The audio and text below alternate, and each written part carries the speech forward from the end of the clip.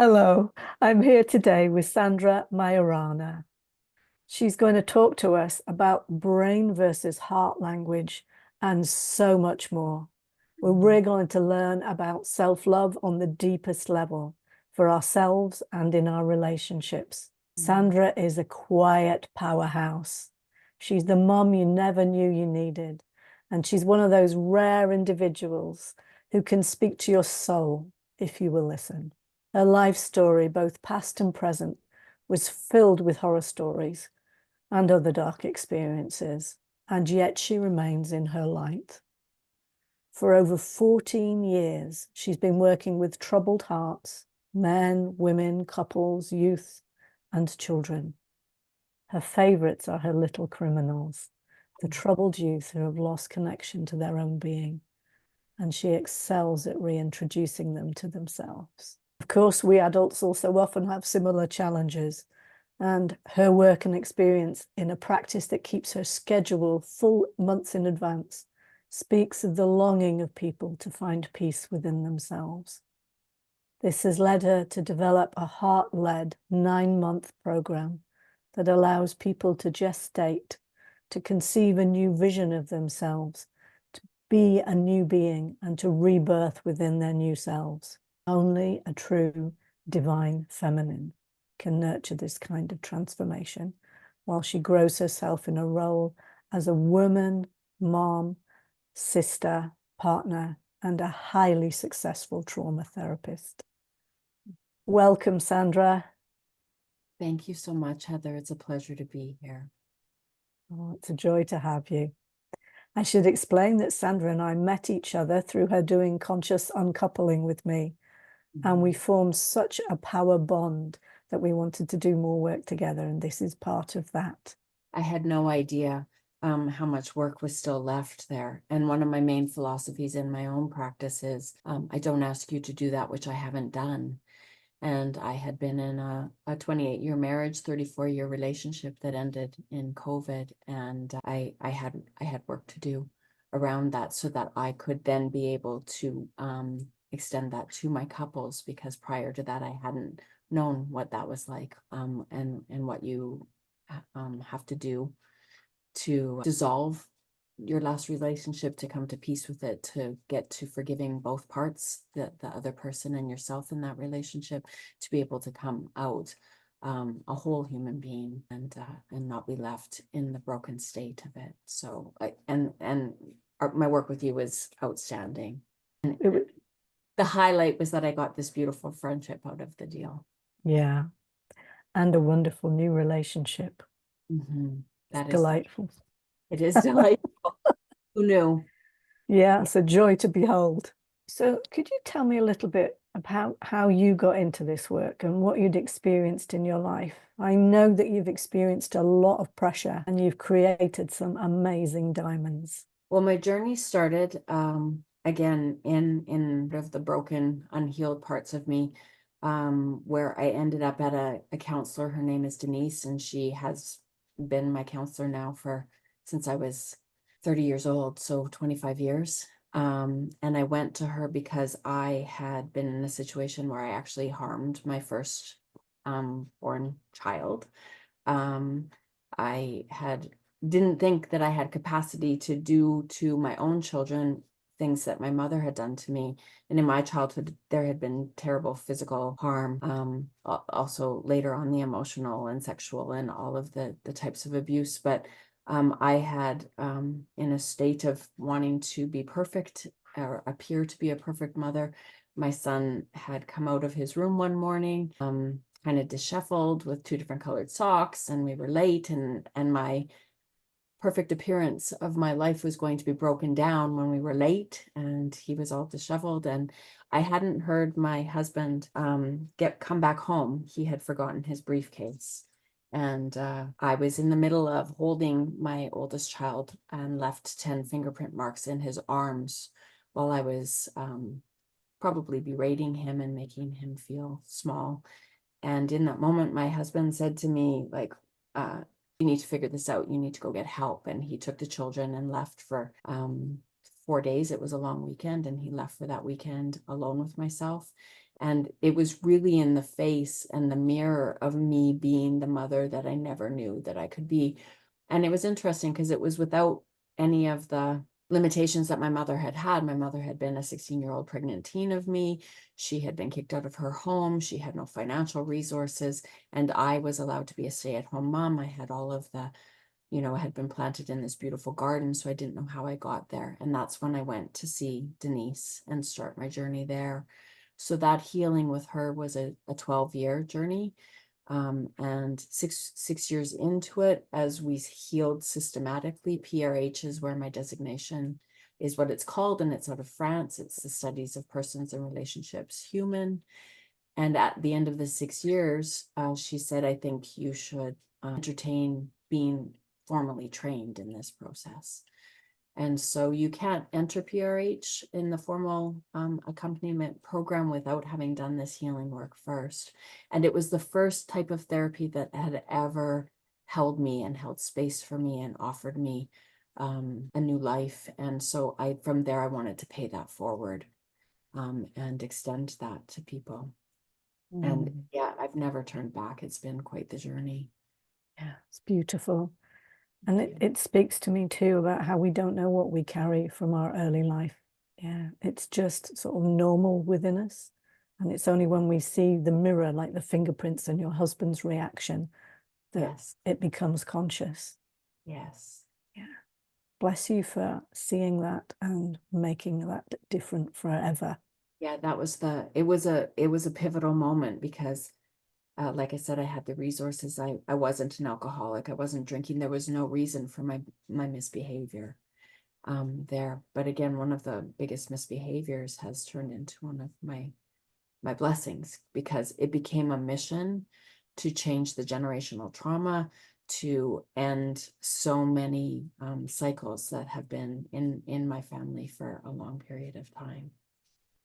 Yeah, but that is a beautiful mission. And I think one we're all on, one way or another, consciously or unconsciously, trying to heal the traumas of the past. Yes. And I want to focus, if we can, on the different inner conversations and the different languages. If you can explain to us a little bit about the languages of the brain, the heart, the body, and spirit. What's the purpose of each one, and how do they integrate for health? Shall we start with the brain? Sure, we can start with the brain. Our beautiful brain. It's both a miracle, and it does great things for us. It helps us to breathe, and it digests our food, and it helps us to continue to go one foot in front of the other. It's our survival tool, but it also has its limitations, and it wants to protect us a lot. And so our brain will tell us in moments of trauma or in places that we're trying to grow in life, you don't really need to look at that, Sandra. That happened in the past. You should probably just let that go and just march forward. And so as children and as young, until it's fully developed at 25 to 30 years of age, it serves only to protect us. It does not need us to thrive. It does not need us to actualize our being. It does not need us to flourish in any way. It is simply there for survival. And so it has a little bit more power in our adult intellectual life than I believe that it should get. I have a philosophy where I break the brain, the heart, the body, and our being our spirit and soul relationship into 25% voting shares. So even if your brain is like, I'm all in, I think that you should not proceed with any of these things. It only gets a 25% vote. And so we have to learn to ask our body what its capacity is, or what our heart has to say and feel about the experience, and then what is good for our actual self and why we came here to have this experience. So I divided into voting shares, and I have a decision-making process that says that. So if every other aspect of yourself said, no, this isn't good, but your brain said, yeah, full on, let's go, it doesn't win. It's only a 25% voting share. And I'll share an example afterwards that I love, to express the difference between the brain and our heart. The brain, in emotional content or psychological content, works as the narrator of our story, and it's linear.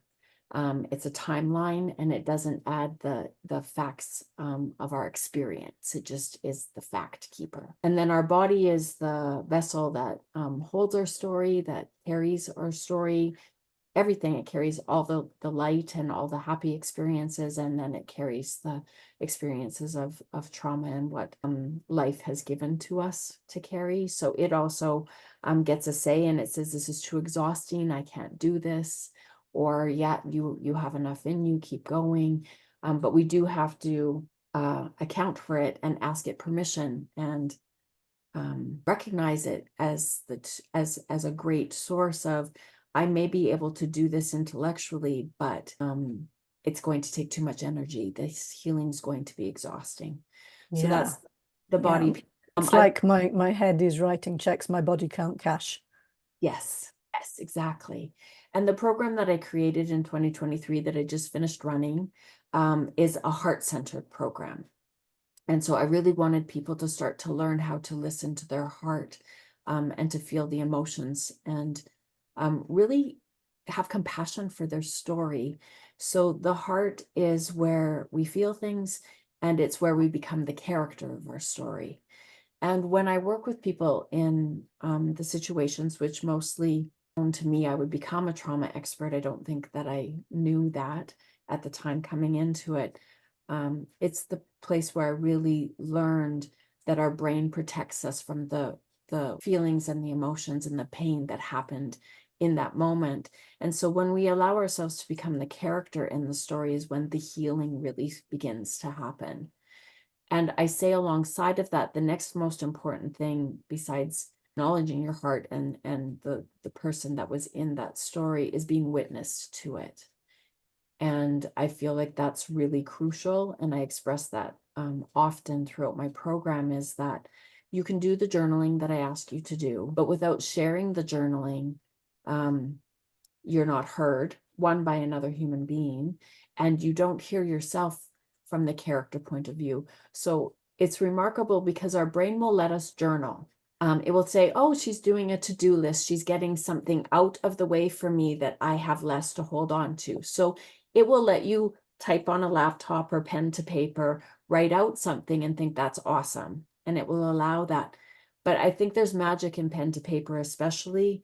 But when your heart gets to be involved in that process, you tell a story as the character, and you actually become in that moment. So if there was a trauma that happened to me when I was 6 years old and I'm writing about it, my heart will take me back, and that 6-year-old girl will finally have a voice, and she'll speak it, and she'll be able to feel it. So when you hear your story because you've read it to me out loud, or someone safe and trusting in your life, you're heard, which is essential, by another human being, but you also hear your own story. And my experience is, for the first time, from a compassionate place within you. And then you no longer are hard on yourself or judgmental on yourself. You can finally release that. And the miracle of that in my courses that I took was all in written analysis, and then all shared in the classroom. Every single thing was shared. There was a knowing for the first time, and many things were revealed to me, and I had written the journal entry. I had reread the journal entry, and then we were always required to step away for a lunch break or coffee break and come back to it. And then we would have to share out loud. And it was in those moments that some of the hugest revelations of what had really happened to me. And I would say, and take my breath taken back, this is new for me. And the first time that happened, I'm like, how is it new for me? I wrote it. I reread it. I've experienced it. Why is this new for me? Because our brain will shut that down for us, because it thinks that was too painful. You wouldn't have wanted to have lived. You couldn't have lived if I wouldn't have shut you down. But now, as the adult, we have capacity. It's only the child that was in danger in those moments. As the adult, we have to go back and rescue our child. Yeah. Yeah. They hold them, hear them. Yeah. And I love that because you shift to a really wholesome parent that is kind and compassionate rather than the internalized parent that the little child is used to experiencing.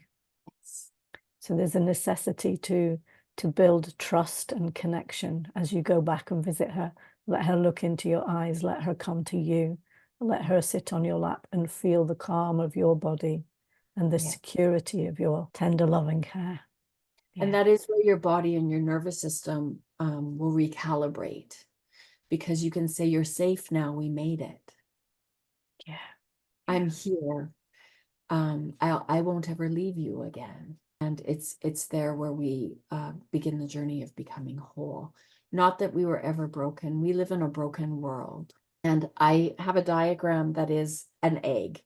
And it is the representation in the PRH pedagogy is this shape of an egg. I've made it a little bit simpler in that, and I love that it turned out to be an egg, but I'm like, it's ironic that we come from an egg, we're birthed from an egg, but an egg also has capacity. It's a sealed unit, and you can't get into it any other way except when it's broken open. And so I always speak to my clients, you are not broken, and this is an opportunity for us to be broken open and for you to actualize yourself finally. But it does. And so when our body has reached its capacity of trauma, of information, of an unhappy life, it breaks open. And for us in disease, in our autoimmune diseases, in our cancers, and all of the diseases, but also in our mental illness, I've spoken to my analogy only of depression being that I'm at capacity. There is no more room. I don't have room for anything else. And so I have to dummy down. It's a protection that doesn't allow anything else in. If I don't get up in the morning, if I don't participate in life, if I isolate, if I sleep, nothing else can come in because my body has said there's no more room. But it is my brain that dummies down. So even though it's not a cancer, our brain is an organ, and it will dummy down. And on the other end of that, the anxiety is, I am so full, there's no more room, and it wants out. And so it expresses itself with a racing heart and all of the experiences that we have, racing brain. So our brain will either shut down in depression, or it will act out and behave its way out of our body in disease. Yes, and all of that shaking with fear or the sense of overwhelm that comes with that, can't take any more in, and it Can't take any more in. Yes. Mm, And I yeah. explain anxiety as well as like a fever. A fever is a beautiful thing that it tells us there's something in our body, there's an infection. And what we do, or what in our world, the Western world, is we don't want to suffer the fever. And so we take Tylenol or cold compresses and we try to remove the fever. But the fever, if left and not in a really dangerous situation, it is both the indicator of infection and the cure for the infection. If we let the fever run its course, it will heat out the infection and our suffering will be less. The disease or the cold, the flu, whatever, will take care of itself because we're perfectly made that way. Anxiety is like an emotional fever. It says something is wrong and it needs to be expressed. And again, with some of the other ways that are dealt with it, we try to deal with the symptom of, medication or things that dummy it down, but it needs to be released. It needs to be expressed. And if we allow it, then that's when the infection is healed. When we let the heat take care of itself. And in life and in growing in all things, there's pain. It's the law of polarity. There has to be pain. There has to be darkness to be light. There has to be heat to be cold. But with the anxiety piece, it's given to us and it needs to be expressed on the other side of that. And when we do that, it also tells our body to not be afraid the next time it happens, that we don't have to fear it. It's beautiful. And I think about the things that come out in our bodies, like shaking legs is often a desire to run. Shaking arms is pulled back punches. What we couldn't do at the time is in our bodies now. And the load on our back, the burdens that we've carried on our back, and the feeling of being kicked in the stomach is because we've been betrayed, and we have been kicked in the stomach, and so we manifest that in our body, in the exact place where the emotional content was stored. And in terms of emotions, what happens is, if there's an incident, like I said, just go back and I'm 6 years old, and there's something that's happened, and I'm not guided by an adult, I'm not allowed or languaged emotionally what I've gone through, and that did feel like a sucker punch or something that suffocated me, that like just took the air out of my. We manifest that as adults. That's where our diseases will also manifest. So if we have IBS or stomach issues, it's from that. But as that 6-year-old, the next time I feel that same, let's say the emotion we name that is betrayal, as my adult, when I experience betrayal, I actually go back and experience it as a 6-year-old. And it's interesting, especially with my couples, because they'll mirror to each other. And then he's like a 6-year-old misbehaving, and he's this grown man in front of me acting like a 6-year-old. It's because emotionally on the point of betrayal, nobody walked him through that. He did not process that till its end. And so he will continue to go back and be a 6-year-old in the places of betrayal. If there was a place where there was a broken promise or a disappointment when he was 12, and then in his adult life, he's disappointed, then he's a 12-year-old. So each trauma that's laid down at the very age in which it happened, we respond in all of those misdeveloped ages. Yeah. And so it's about coming back and being the adult in that. Yeah. So tell me about the difference between the language of the brain and the language of the heart, if you can, in a nutshell. I can. The brain's language doesn't have emotional content. So one of the easiest examples I can give is a client that I had, and he was speaking to me about pleading his case with his partner. And I joked with him and I said, pleading your case, were you in a court of law? And he's like, yeah, we were pleading our cases. And I reframed for him and said, sharing your story. And he stopped and he's like, how is that different? And I said, because pleading your case is about winning, which is about survival, which is about your brain and protection. And sharing your story is about vulnerability and expressing a part of yourself that needs to be heard. Yeah. And so that truly right there. And he's like, so it's just language? And I said, it is just language, but yes, it's crucial. Our language is crucial in how we express it. Because again, we go from the narrator to the character. So the story that I like to share there is that if you were in a car accident and you had to fill out a police report, you would not share the emotions in the police report. In the police report, you would state the time of day, the street and avenue you were on, the speed you were doing, the car you were driving, and then the circumstance in which a car turned left into a part of your vehicle. That would be what you would express in your police report. But when you got home and wanted to share with your partner that you were in this accident, and there was sounds and there was smells and there was chaos and there was the bracing of the steering wheel and there's where's the children and is everybody okay? You don't express that in a police report. And so that's, again, the difference between the brain having that experience, your body being in the experience, and then your character actually reliving it so that it could be composted and heard and seen and believed, which are our basic emotional needs. Equal to in our body to food, water, and food, water, and oxygen is to be heard, to be seen, and to be believed.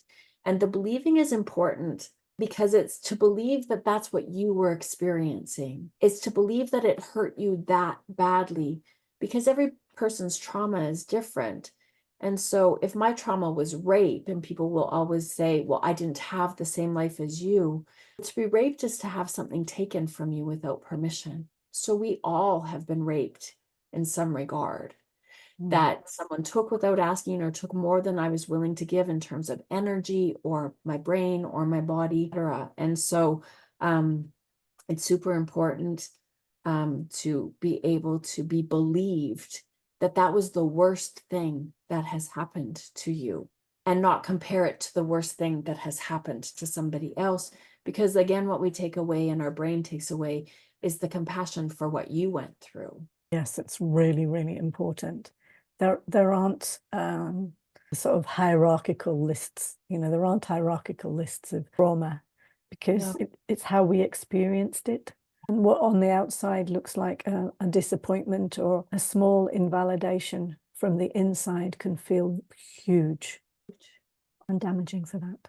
Yes, and forever damaging. And it can then affect, and this is where the generational trauma comes in, is if I don't do my work, I transfer it to my children.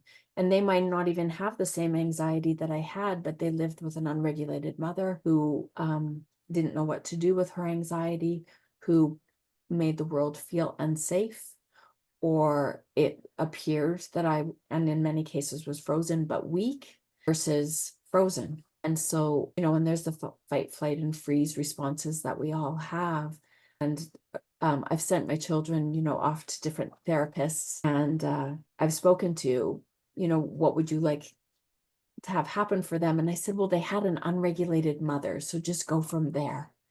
Could you Because say a little bit before we go further about what unregulated means? Because I think it's coming into common parlance, but I don't think everybody knows what that means. yeah, the unregulated for me, as a lived experience, I freeze. This is what I do. And I've just explained to a client whose partner freezes because he doesn't have that experience. He's a fighter and he's like a visceral fighter. And so he did not have capacity. So legitimately in my freeze experience, I was, oh, hello. This is my Oh, therapy bird, Twitch. oh, that's so sweet. And I know it's really interesting. The number of people I know who've had a lot of trauma in their lives love their dogs, their creatures. And I know your bird comes with you wherever, and your dogs are in the room. Yes, Yeah. my bird in my program online is my co-host, and he's usually traveling on top of my head. Um, my animals for me in my practice, they come, and on my website, it's a photo of my animals, and it says, are you allergic to dogs, birds, or adult children? Because you'll experience them all here in my home location. They bring a lot of peace. They're good at reading energy, and they get a full package when people come here and have the experience of me.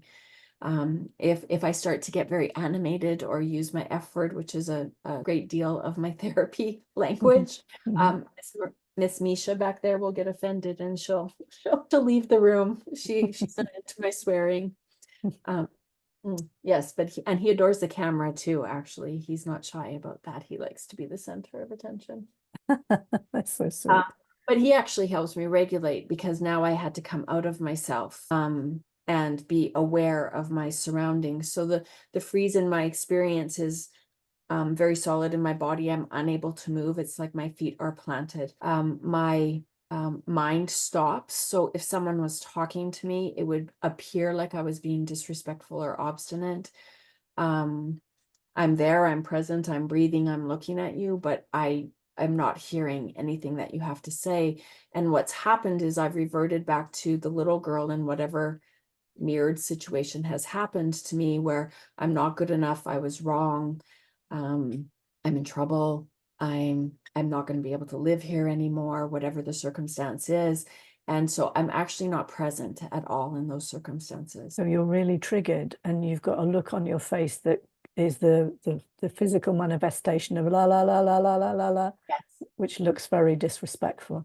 it Can looks you very. can you talk about the other forms of reaction to trauma? Because you mentioned fight, but there are some more. Can you say a Yeah, little about them? so the fight is quite obvious. It's where it's outward. So where freeze is inward, fight is the expression outwardly. So it's usually loud. There's usually some physical manifestation. Again, it needs to come out of our body. It does need to come out of our body. It just can't be at another human being. But we have now, they're called rage rooms or rec rooms where you can physically go and pay $40 to go in a room and break things. And I don't think that's inappropriate at all. It's when you give your energy and your response to somebody else that it's inappropriate. It's a disproportionate reaction. And it's a child responding. And really in those moments of the the fight as well, they look very childlike, like temper tantrums. But again, we're very perfectly made, where children it's out their hands, it's screaming like, this is so unfair, I can't even breathe right now. It's stamping up and down, stomping up and down.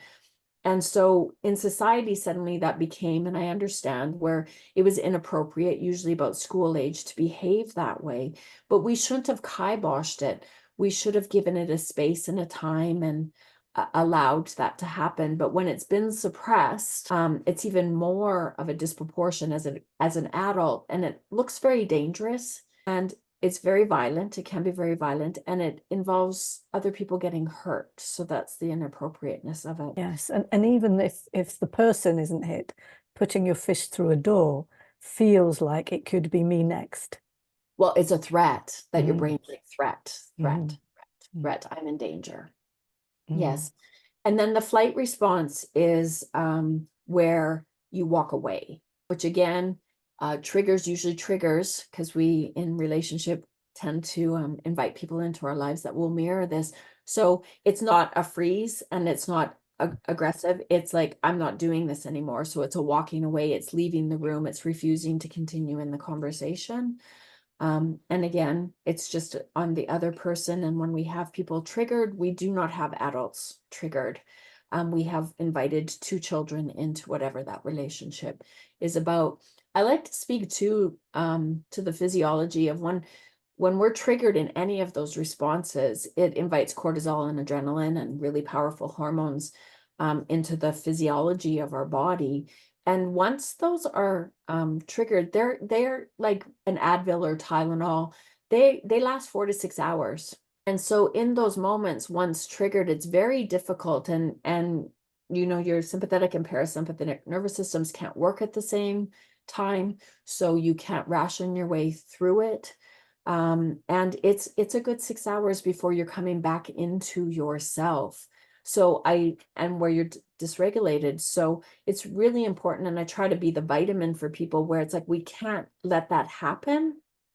And if that does happen, that really you should have a rule within the relationship that you wait a minimum of 6 hours and probably an overnight experience of a good night's sleep before you try to address what's happening in the relationship. And that what you should do immediately is go to a journal and express it while it's raw and real, because your brain will also love to do that, and that will help with the regulation of that, and be able to express it in its rawness, but not in its emotional content to the other human being. So, and that journaling is remarkable because it's real. Mm.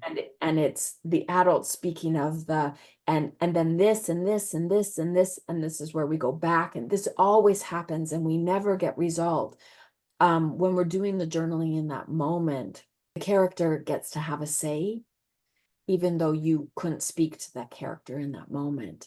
But if you were to go back the next day and resolve with that person, and I ask them to read, I ask people not to necessarily have conversations, but if they come with their journaling, because again, it's that heard piece. Conversations, we get triggered by nuances, they roll their eyes, they sigh, they interrupt, and we never get to finish. But nobody interrupts you when you're reading. It's a really respectful tool. And that even if I'm hearing something, but then I don't comment on it, it can settle down too. And it stays in the process. And it knows also it's going to have a turn to be able to read its work. And at the end, it's like, well, what is the thing that you needed to hear here? Because it may be 5 pages of written work, but I'll say, and so what do you need me to know from this work? And it's a single sentence. I feel so alone. But it was 5 pages of journaling to get to, I just feel so alone. Yes, to get to that clarity, power of the feelings. Yeah. Yes. It's beautiful. Can you speak a little about fawning? Because that's sometimes spoken about, and I think it's really important, particularly for women. Yes, because we're nurturers and caregivers and gatherers, so it's natural that we try to, just gather everybody all to come back together in a nuance. And so when my therapist, I only found out I was a fawner when I took on a somatic therapy after COVID, and I was finally using my voice. So I was coming out of freeze and I was trying to use my voice, but I wasn't impeccable with my words and I was still terrified. Who was going to hear me? Who was going to believe me? And I didn't trust myself and my words. And so I call it tippy toeing, but it's like, oh, I'm so sorry to bother you. But I have this need or I have this boundary, and I was just hoping that you would attend to that for me. And so I came to therapy with this. This is what I said. And it was apologizing for my existence. Yeah. And it was apologizing for my need. And it was apologizing that I had a boundary that I was hoping that you wouldn't, but not imposing. I was just hoping you would respect that for me. And so I also believe that humans grow on a pendulum.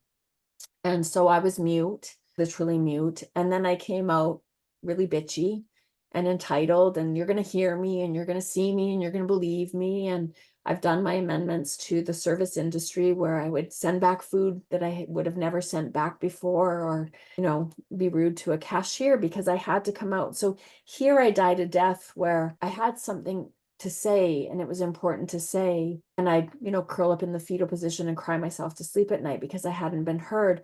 And then when I came out being a raging bitch, I curled up in the fetal position in shame, thinking like, that's not who you are, and how dare you misbehave that way.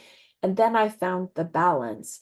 And I think fawning is one of those things where we're trying to find the balance. I was grateful to finally be speaking, but I wasn't speaking solidly and well and in my actualized self of what I needed and what I was prepared to receive. And if you can't meet my need, that's okay, but my need doesn't change because you can't meet it. No, and it moves from that pleading my case to stating my need. Yes. Yeah, beautiful. So tell us a little bit more about the spirit and the purpose we're here for and how that fits with it, because I know that's part of your work too. Right. So the being for me is the thing that is within us that's bigger than us. It is all things goodness. So it is light, it is love. If you relate with God, it is the God that is within you, and your purpose and your potential all live in your being. And in my egg diagram, it's at the bottom because we have to survive first, and really we have to survive our childhood. And then, we do the separation, the umbilical cord cut. I call it a vasectomy when it comes to trauma, where we cut ourselves off until we can come back to ourselves and where we have the ability to affect change. So children only suffer the consequences of our adults' behaviors. We don't have ability to affect change as children, so we're powerless. And this is why I advocate hard for children. But as adults, we do have the power to affect change, but in our trauma, we don't use our power. And so we have our egg, which is our body, our brain is surviving, it gets us through, we separate from ourselves because this would be too painful to live. And it'd be too painful to be powerless for so long. And at the bottom is our being. And in our anatomy, it's where our intuition and gut instinct comes, where we actually feel that in our gut. We know what's good for us or not. And so that's where I would say the being is. And in my egg, it shows at the bottom there. And it came here with a purpose. It came here as light and love. And then life happens to us. And all of our traumas build in that sensibility piece, our heart center in the center of our body in the egg. And it's a beautiful rose. And then our trauma is all the weeds in the clay garden without sunlight. And so our being it's there, it's to actualize. And I speak really with a lot of certainty around this. Our being is whole and it is undamaged by any trauma that happens to us. It is perfectly maintained and always ready to actualize itself. To the very last moment or breath of our life, we can actualize ourselves. And people think our trauma trumps and limits the capacity of who we can be. And so when we have this expression, and I'm just going to actually get my diagram. And so if you were to see this, you see my egg. And I work with people to name all of their traumas. And here's my being down here. And what I speak to is every time a trauma happens, which is called a pocket of pain in my philosophy, there's this bulletproof vest that comes down and goes around my being. And so you can see where here's my being, where it's this pink highlighted. There's little bits of myself in this pink around all of my traumas. There's little pieces of us that have our moments to actualize ourselves. But my job is to take these traumas and to physically move them, heal them out of our bodies. And that's when the rose is going to come. Because right now it's like, if I come out, I'm just going to get mowed over. So it's Yeah. not safe for me to come and be amongst the weeds. So we have to do enough of our work. But because this bulletproof vest has been there, we're completely protected. So in every moment, we have the choice and opportunity to become who we were meant to be and to live out our purpose. Wow. That's beautiful. It's beautiful. There's always hope, and there's always movement, and there's always growth towards light. Yes. Yes.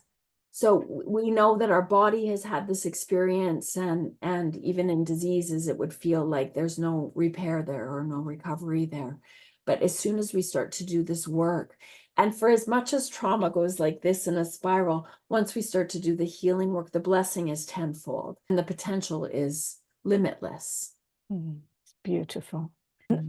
You talk too, I mean, we were speaking earlier about not being able to heal alone. I wonder if you can say a bit more about that, because I think that's really key.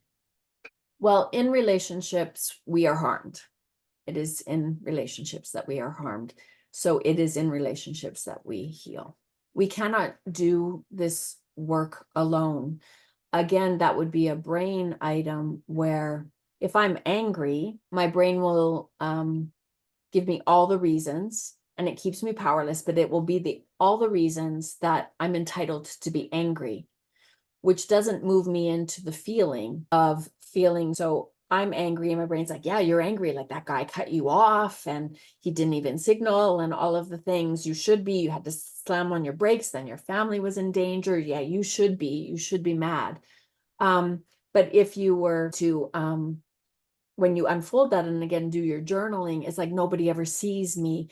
My road rage analogy, which I'm not sure for you in the UK if you have road rage. Yeah, we do, believe me. Okay, so I take road rage as a real psychological example where somebody cuts me off and you're yelling and they can't hear you, but didn't you see me? Don't I matter? You endangered my life, or is where you're going so much more important than me? It is this epidemic of not being seen, not being believed that I get to take up this space, that I matter, and I get to be in this lane at this time doing this speed. And it really is this, didn't you see me? In the same example, if someone had turned, they signaled, they got eye contact, 99% of the time you're like, please go ahead because I was considered. So Yes. that goes off there on what that is, but it is because we need to be heard and seen and believed, that it has to be witnessed. And so my brain will only understand anger. But when I again get home and speak of the story, it was like I was so scared for the children. I wasn't angry. Our life was in danger and the car would have been damaged, which affects how we.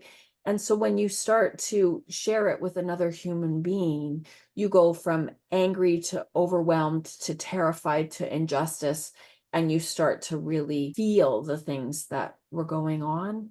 But it is in the face of witnessing that, because if we just talk about even happiness, if your brain thinks you're happy, it's like, I'm just so lucky, I'm just such a good person, only good things happen to me. And that's not the truth either.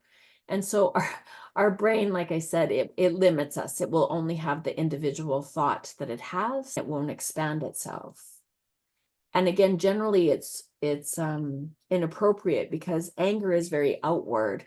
But if people are frustrated, it's very much slumped over and it's an inward frustration. But I find people use frustrated and anger as parallels, and they're not even close to one another.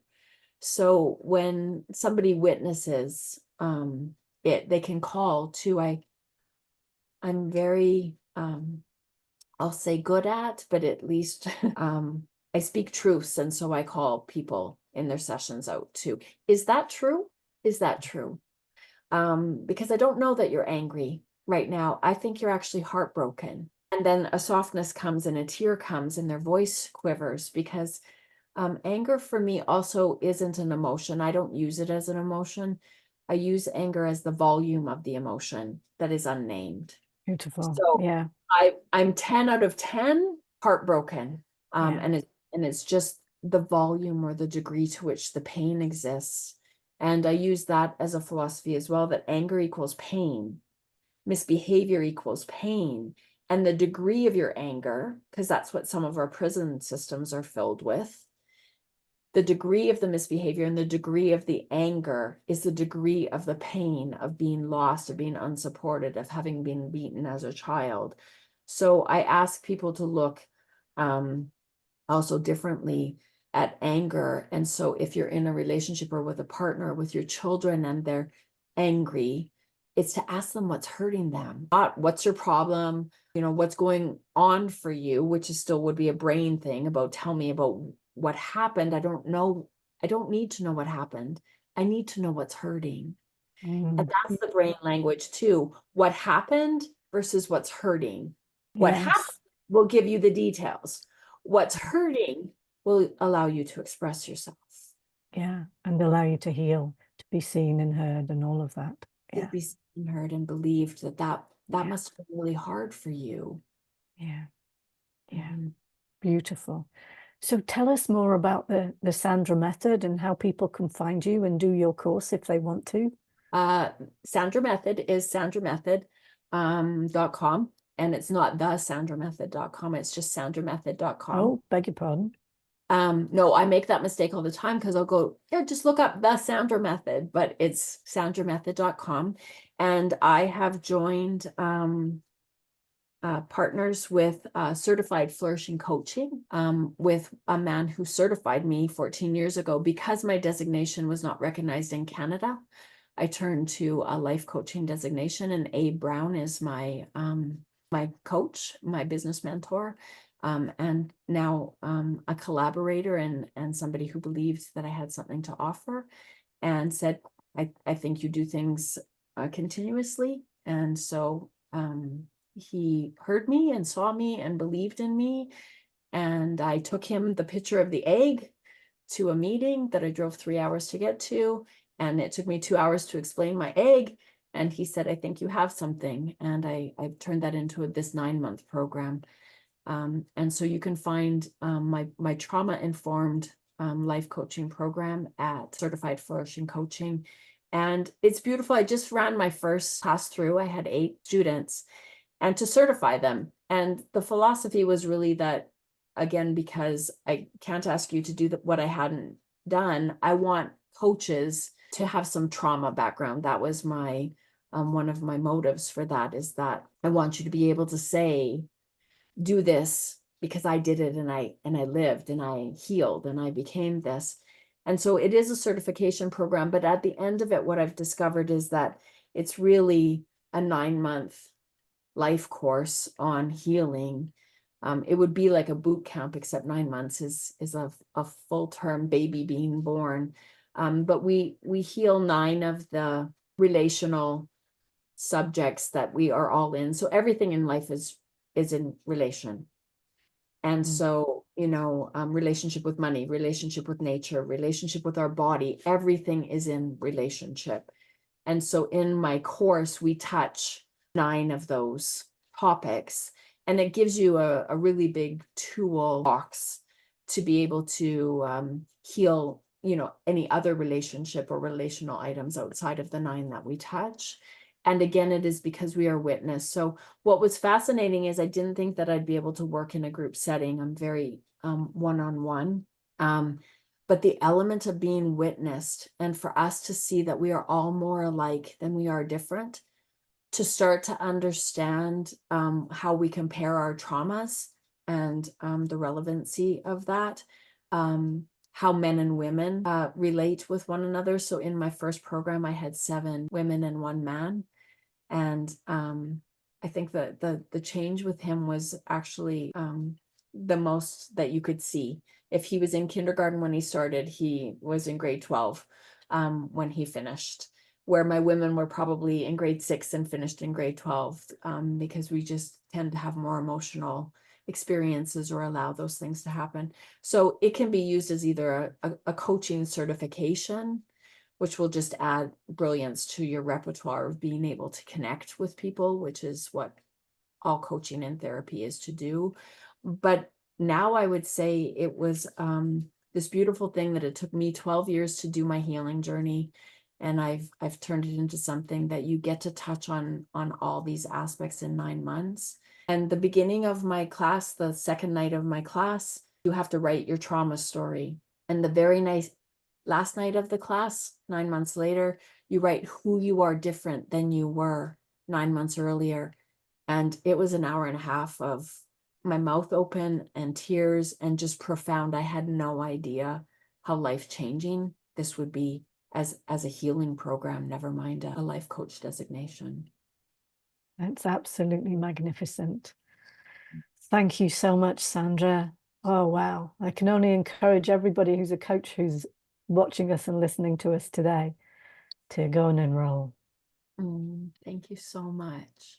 I just have to say also the certification that you do, certification might be wrong, where you did unconscious coupling with me. Just uncoupling. Thank you. Yes, conscious uncoupling. We all do unconscious coupling all the time. Yes, yes, that's what I had done. And then I came to you. Yes, that work expanded me in ways that I had no idea how to really show up in my relationship differently and not bring my marriage into my new relationship. There was no room for that Sandra or that relationship in this. And in that 12 weeks, the tools that I gained as a therapist, but as somebody who now is in a healthy relationship, I can't even speak to its value. Oh, thank you so much. I feel heard, seen, and believed as well, which is so important. So thank you. Thank It's you been for saying such a that. great compliment to our programs are such a great compliment to one another. They really, really are. Thank you very much. Shall we close now? Is there anything else? Just thank you as someone else who believed in me and cheerleaded me through as I was going through this. You're so welcome. It's a joy to behold. Thank you.